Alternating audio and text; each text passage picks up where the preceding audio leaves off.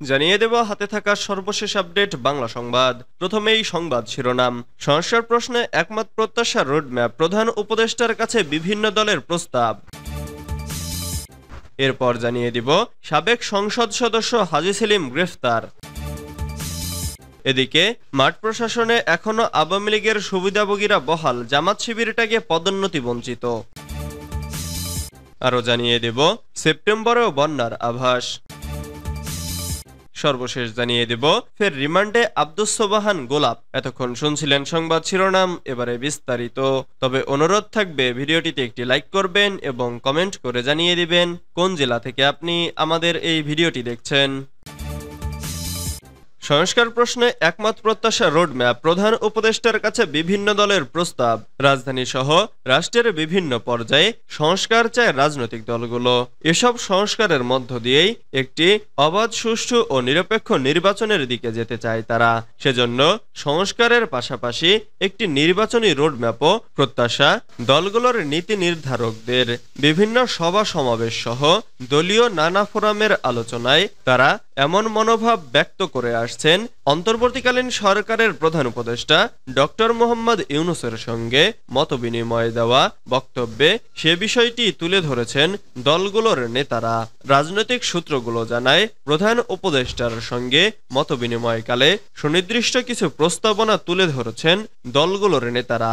এসব প্রস্তাবনাকে যার যার অবস্থান থেকে রাষ্ট্র সংস্কারের দলিল হিসেবে অপরিহার্য মনে করছে তারা। শুধু তাই নয়, সংস্কার প্রস্তাবগুলো একটি অবাধ ও গ্রহণযোগ্য নির্বাচনের ক্ষেত্রে সহায়ক হতে পারে বলে তাদের মত। তবে সংস্কার উদ্যোগের সঙ্গে সঙ্গে অন্তর্বর্তী সরকারের কাছে কাঙ্ক্ষিত সেই নির্বাচনের একটি গ্রহণযোগ্য রোডম্যাপও চাওয়া হচ্ছে দলগুলোর পক্ষ থেকে।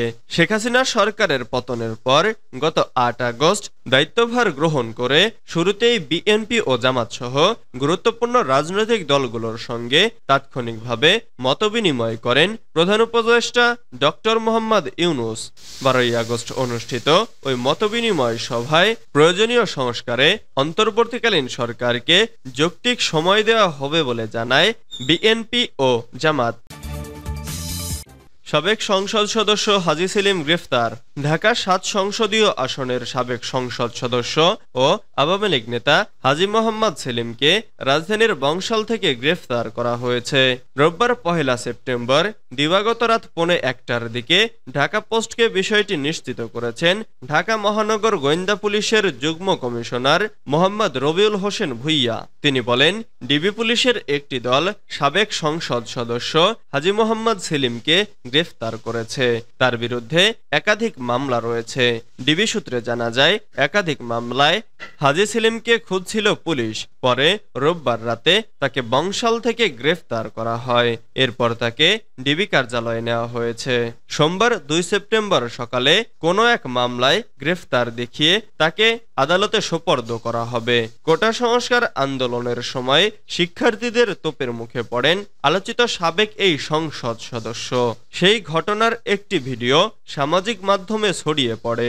এর আগে অবৈধ সম্পদ অর্জনের অভিযোগে দুর্নীতি দমন কমিশনের মামলায় ২০০৮ সালে ১৩ বছরের সাজা হয় তার। পরবর্তীতে ২০২২ সালে এই সাজা কমিয়ে ১০ বছর করে হাইকোর্ট। মাঠ প্রশাসনে এখন আওয়ামী লীগের সুবিধাভোগীরা বহাল, জামাত শিবিরটাকে পদোন্নতি বঞ্চিত। ঢাকা জেলার দোহার উপজেলা নির্বাহী কর্মকর্তা মোহাম্মদ জাকির হোসেন ছিলেন ঢাকা বিশ্ববিদ্যালয়ের অমর ২১ হল ছাত্রলীগের যুগ্ম সাধারণ সম্পাদক। ক্ষমতাচ্যুত প্রধানমন্ত্রী শেখ হাসিনার বিশেষ সহকারী ও আওয়ামী লীগের দপ্তর সম্পাদক আব্দুস সোবাহান গোলাপের শিষ্য হিসেবে পরিচিত তিনি। গোলাপের সুপারিশে ইউএনও পদে পোস্টিং পান। এর আগে ঢাকা তেজগাঁও সার্কেলের সহকারী কমিশনার হিসেবে সরকারি ভিপি সম্পত্তি নিষ্পত্তির নামে নজিরবিহীন দুর্নীতির অভিযোগ রয়েছে তার বিরুদ্ধে। গণঅভ্যুত্থানে শেখ হাসিনার ক্ষমতাচ্যুতি ঘটলেও বহাল তবিয়তে রয়েছে জাকির। কেবল জাকিরই নন, মাঠ পর্যায়ে দলীয় পদ পদবি ব্যবহার করে পোস্টিং নেওয়া এমন কর্মকর্তার সংখ্যা অনেক। সংশ্লিষ্টরা বলছেন, দলীয় আনুগত্যের ভিত্তিতে গুরুত্বপূর্ণ পদ পাওয়া এসব কর্মকর্তা এখনো সক্রিয়। ফলে সরকারের অনেক সিদ্ধান্ত মাঠ পর্যায়ে কার্যকর করা কঠিন হয়ে উঠেছে। সেপ্টেম্বরেও বন্যার আভাস। চলতি সেপ্টেম্বর মাসেও দেশের কিছু অঞ্চলে স্বল্পমেয়াদী বন্যা হতে পারে আভাস দিয়েছে আবহাওয়া অধিদপ্তর।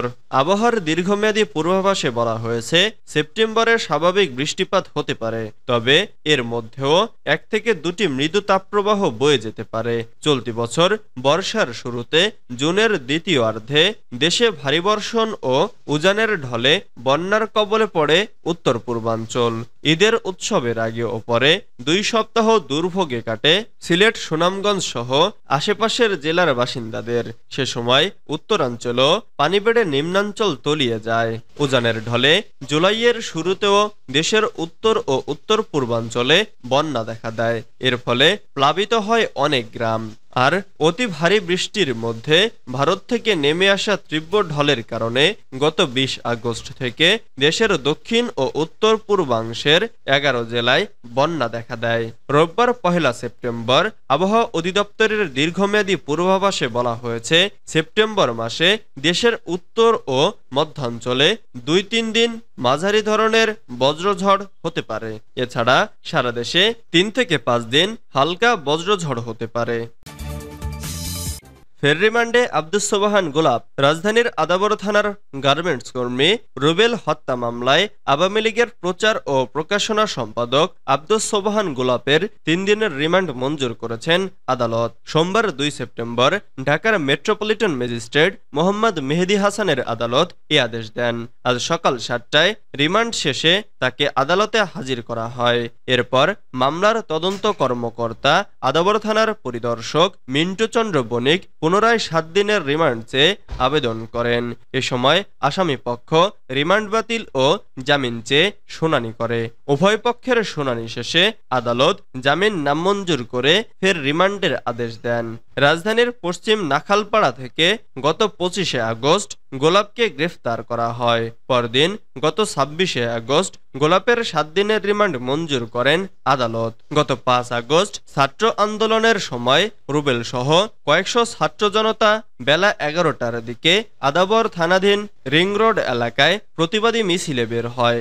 এ সময় পুলিশ, আওয়ামী লীগ, ছাত্রলীগ, যুবলীগ, স্বেচ্ছাসেবক লীগ, শ্রমিক লীগ, তাঁতি লীগ, কৃষক লীগ, মৎস্যজীবী লীগ নেতাকর্মীরা গুলি চালায়। এতে রুবেল গুলিবিদ্ধ হন।